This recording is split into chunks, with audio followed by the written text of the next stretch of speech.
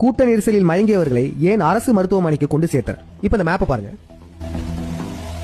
இதுதான் வேலுசாமிபுரம். இங்கதான் கூட்டம் நடந்தது. இந்த கூட்டம் நடந்த இடத்துக்கு பக்கத்திலேயே அக்ஷயா ஹாஸ்பிட்டல் இருக்கு. இந்த ஹாஸ்பிட்டல்ல வெறும் 5 பேர் மட்டும் தான் சேர்த்திருக்காங்க. அவங்களும் உயிர் பிழைச்சிட்டாங்க. இதை தாண்டி பாருங்க, சம்பவம் நடந்த இடத்து பக்கத்திலேயே எத்தனை ஹாஸ்பிட்டல்ஸ் இருக்கு மட்டும் பாருங்க. அக்ஷயா ஹாஸ்பிட்டலுக்கு கொஞ்சம் பக்கத்திலேயே KMC ஹாஸ்பிட்டல் இருக்கு, கிருஷ்ணா மெடிக்கல் சென்டர், அதுக்கப்புறம் நாச்சிமுத்து ஹாஸ்பிட்டல், அப்புறம் Apollo hospital, VC hospital, Amaravathi hospital, Sri Amman hospital, Niha multi speciality hospital, SG hospital, Deepa Kannan hospital, Nirmala hospital, Vijay hospital. இத்தனை ஹாஸ்பிட்டல் வழி நெடுக பக்கத்திலே இருக்கும்போது எதுக்கு சம்பந்தமே இல்லாம அமராவதி ஆத்தெல்லாம் தாண்டி கரூர் கவர்மெண்ட் ஹாஸ்பிட்டல் கொண்டு போனாங்க? இந்த கரூர் மெடிக்கல் காலேஜ் கவர்மெண்ட் ஹாஸ்பிட்டலுக்கும் கூட்டம் நடைபெற்ற இடத்துக்குமே எவ்வளவு டிஸ்டன்ஸ் தெரியுமா? 7 கிலோமீட்டர். கூட்டம் நடைபெற்ற இடத்து பக்கத்திலேயே 10க்கும் மேற்பட்ட ஹாஸ்பிட்டல்ஸ் இருக்கும்போது சம்பந்தமே இல்லாம பெரும்பாலான மக்களை ஏன் கவர்மெண்ட் ஹாஸ்பிட்டல் கூட்டு போனேன்? 7 கிலோமீட்டருக்கு அந்த பக்கம் கூட்டு போயிருக்கீங்க.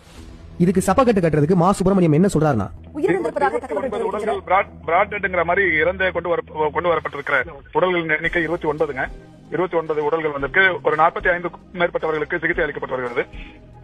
எல்லாமே தப்பா இருக்கு. ஏமாத்திட்டாங்க. ஆஸ்பத்திரியில போற கடைசி உசிர்